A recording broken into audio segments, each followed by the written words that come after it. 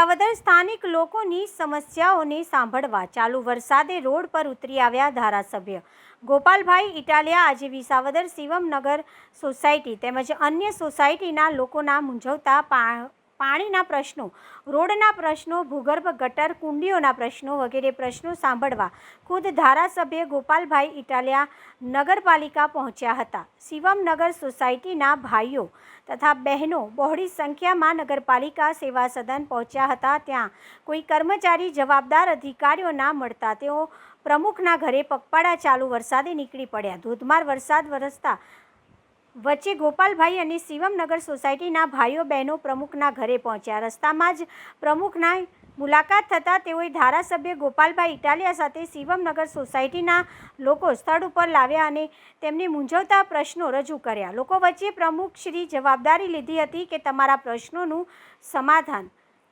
બહુ ઝડપી કરી આપવામાં આવશે। આમ ગોપાલભાઈ ઇટાલિયા એક કાર્યકર એક્ટિવ ધારાસભ્ય તરીકે લોકોમાં સાબિત થયા હતા। ધોધમાર વરસાદ વચ્ચે વિસાવદર જાહેર માર્ગ પર ચાલીને જનતાની સાથે તેઓ ચિંતાના પ્રશ્નો સાંભળવા જનતાની વચ્ચે ગયા હતા। રિપોર્ટર શ્યામ ચાવડા, વિસાવદર।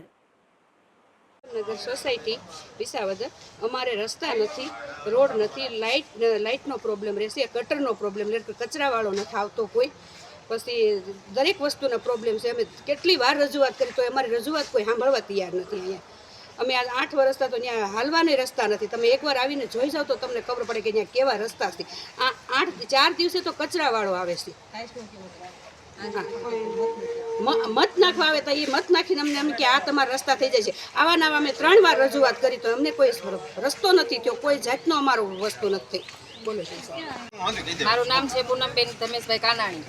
અમારે ક્યારેય રોડ રસ્તા કે કાંઈ જોવા કે આવતા નથી। એ લોકો એમ કહે છે કે તમે મત આપો, ભાજપમાં આપો, ઓલામાં આપો તો અમે કે તમને રસ્તા કરી દઈએ। તો અમે હું વેરા નથી ભરતા ક્યારે, તો વેરા શું કામ લેવા આવે છે એ લોકો?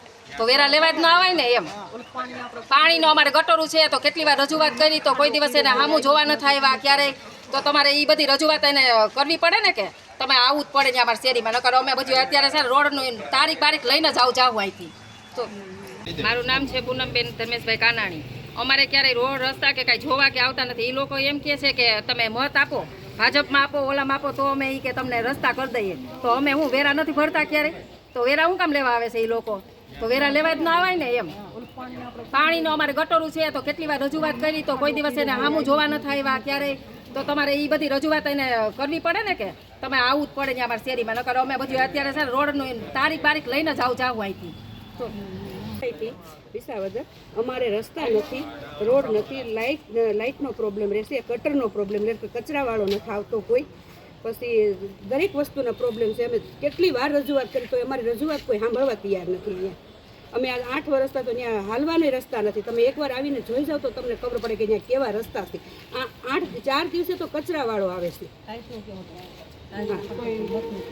મત નાખવા આવે તો એ મત નાખીને અમને કે આ તમારા રસ્તા થઈ જાય છે। આવા નવા અમે 3 વાર રજૂઆત કરી તો અમને કોઈ રસ્તો નથી થયો, કોઈ જાતનો અમારો વસ્તુ નથી થઈ। બોલો।